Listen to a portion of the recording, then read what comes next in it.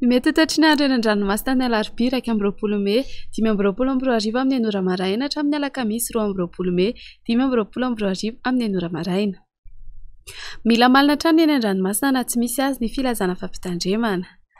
Ho an'ny morontsiraka Atsinanana, tanjona bobaomby hatrany amin'ny tanjona Angotsy, omaina amin'ny ankapobeny. Ho avy atsimona Tsimbasinanana ny rivotra ka ho 30 hatramin'ny 40 km isan'ora.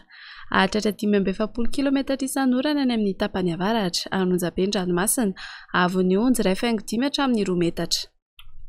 Tanjona Angotsy hatrany Mahanoro, omaina amin'ny ankapobeny. Ho avy atsimona Tsimbasinanana ny rivotra ka ho 10 hatramin'ny 20 km isan'ora, Anonjabe-Dranomasina, Avon'ny Onjy 1.5 hatramin'ny 2 metatra. Mahanoratra ny Taolagnaro, anorana tandrifinarona vitsy indraindray. Ho avy avaratra ny rivotra ny any avaratra i Manakara ka ho 10 hatramin'ny 20 km isan'ora.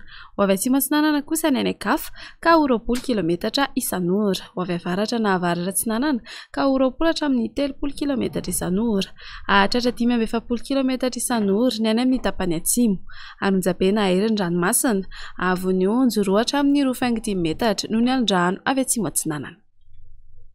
Taolagnaro hatrany amin'ny tanjona Vohimena, omaina amin'ny ankapobeny. Ho avy avaratra Atsinanana ny rivotra ka ho 30 hatramin'ny 40 km isan'ora.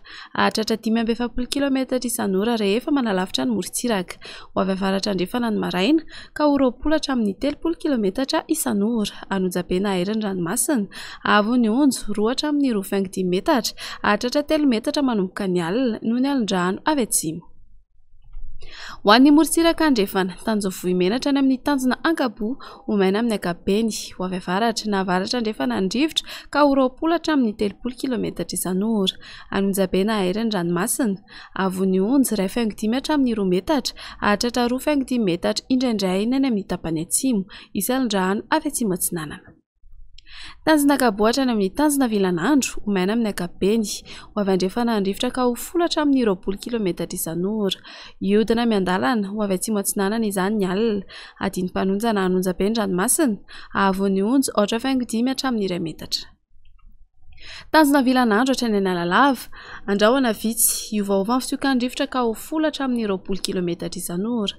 Ho avy atsimo andrefana ny maraina ka ho 20 hatramin'ny 30 km isan'ora, adiany mpanonjana Ranomasina, Avon'ny Onjy 8.5 hatramin'ny 2 metatra.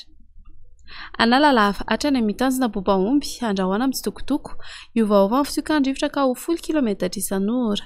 Ho avy atsimo Atsinanana kosa manakaiky ny tanjona Bobaomby ka ho 30 hatramin'ny 40 km isan'ora.